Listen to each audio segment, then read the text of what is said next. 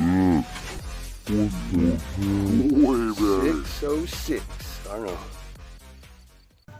Alright, what's up everybody? Today, I'm be showing you guys how to do the Carolina rig. Things you're going to need today: swivel, worm hook, EWG doesn't really matter, glass bead, you can use plastic but I'll break it down later for you, tungsten weight, or you can use lead, just depending on what you want to get. Tungstens are a little expensive. Alright, so let's do this. First thing you want to do, try your swivel. Let's do this. I'm just going to do an improved fisherman knot real quick.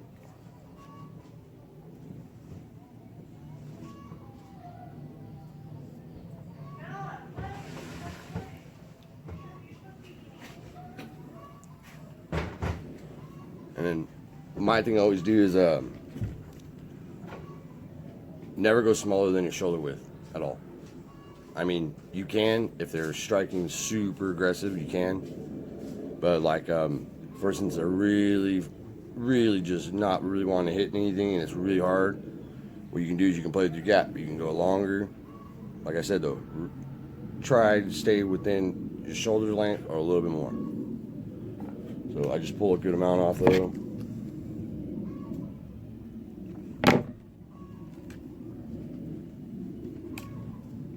And then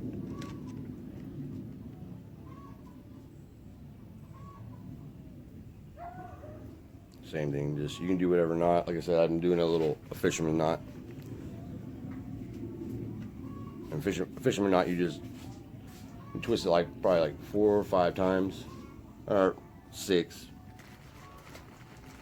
depending on what line you're using. If you're using big, thick stuff, yeah, just go about like 5, because it's gonna be ridiculous trying to tie that knot.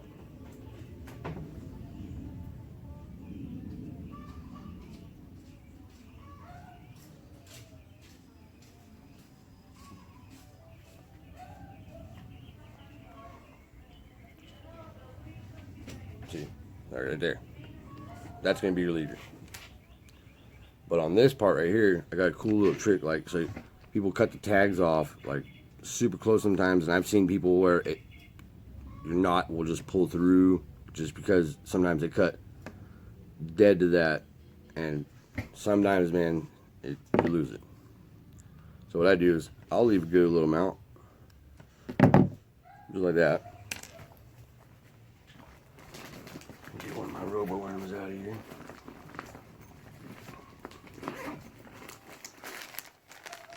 And as trailers, you can use anything for a trailer, like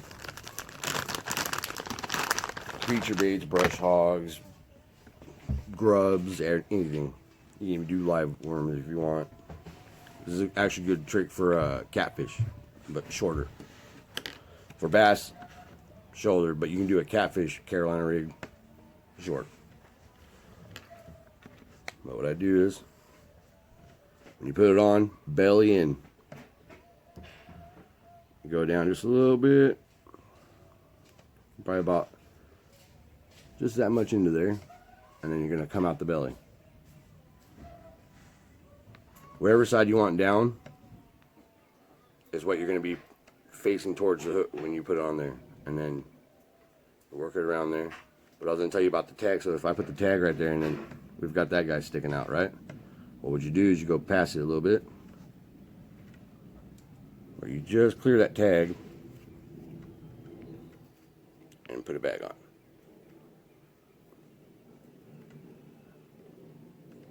And guess what? We got no tag sticking out. Looking good. So on EW or worm hook, how you get to a good hidden hook, just think of it in your head like that, like how it's gonna go on there, and like, you just barely want that hook to pop out right when that fish hits, and then just find it about the right spot. And what I do is, right when I get it, you want to make it like streamlined, straight. Get your finger right here, because that hook's right there. and you just push it with your finger, and that thing is ready. And then like for EWG, I'll show you on the hook right now.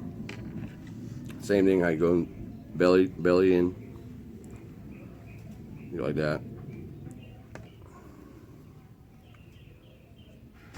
boom.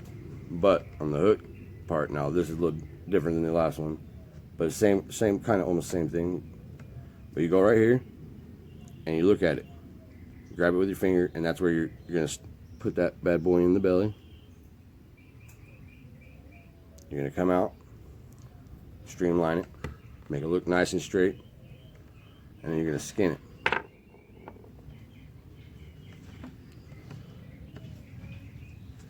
Tip though, winter, make sure that thing is like summer right now, because the worms are going to be, especially the water's warmer, the worms are soft. So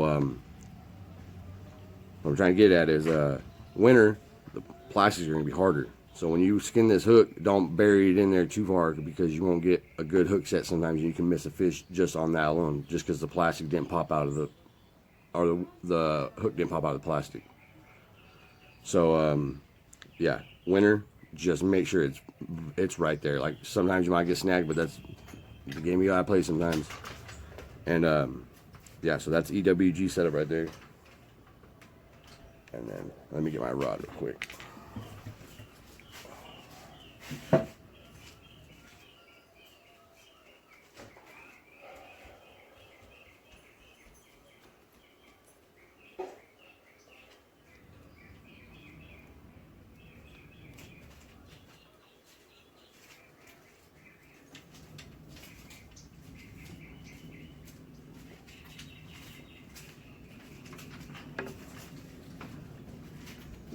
Alright, so I already have one set up on my pretty guy.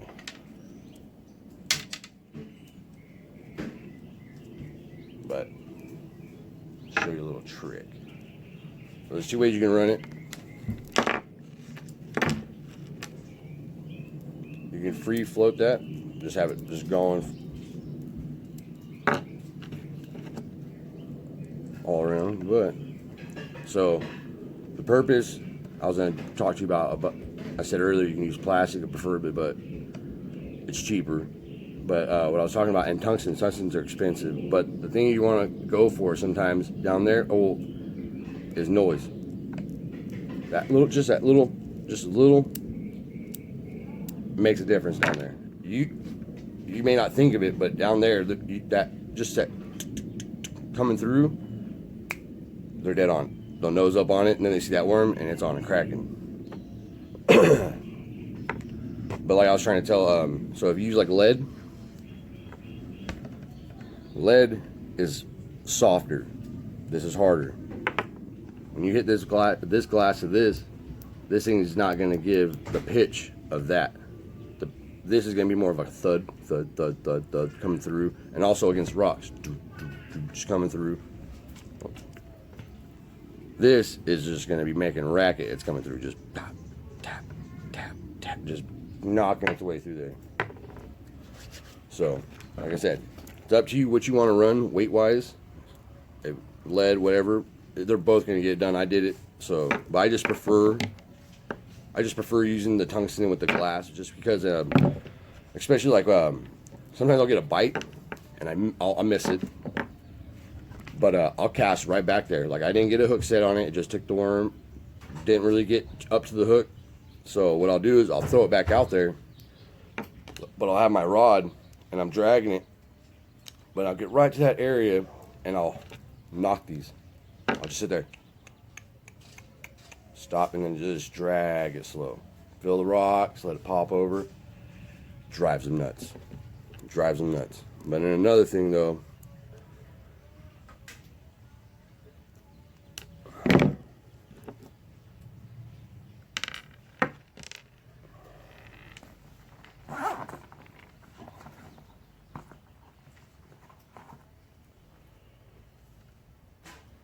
you could throw on a little peg, so, or bobber stopper, whatever everybody wants to call them. But just You throw one of them little bad boys on there, and these things do help. So when especially on bait casters, when you cast them sometimes, that free flowing weight, it will throw off that balance of that cast, and it will it has it going. So when you go to cast, sometimes you'll get a little bird nest, or you just won't get a far cast like that you want. So you peg it though, that weight ain't going nowhere. Oh, just so you know too, longer leader sometimes will make it really hard to cast. Get this thing on there.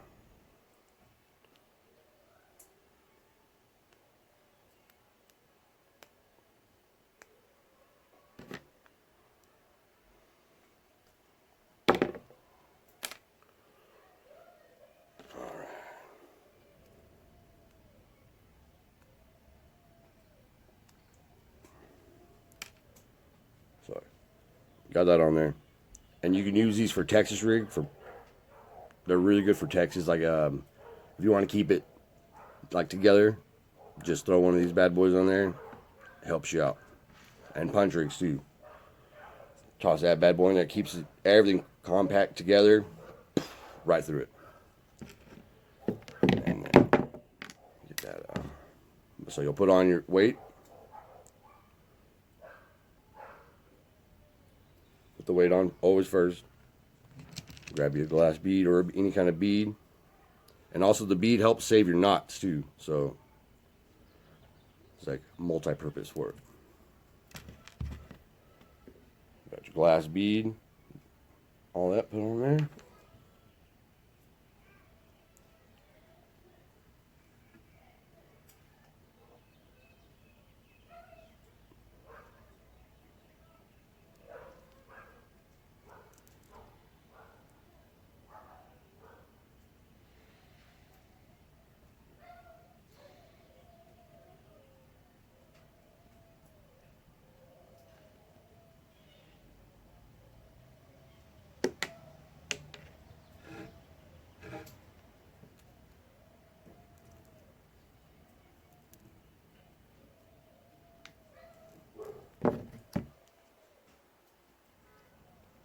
Oh, then on the tags on the actual Carolina rig, see, like right there, you ain't gotta worry about making those cut low or anything. You can leave a good amount on there.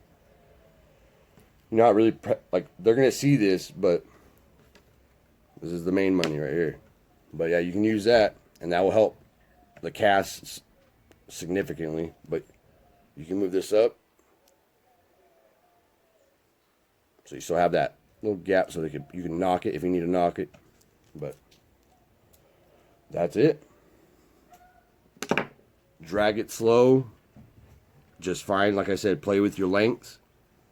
Winter, this is a go-to for me, and winter I can kill it just this whole rig alone. And like play with the colors of your worms. Yeah, you can slow roll this. When it starts getting spring, you can work a little quicker. You can retrieve it straight up. Just don't touch your reel, and just drag it till you just feel the bottom. Feel it. So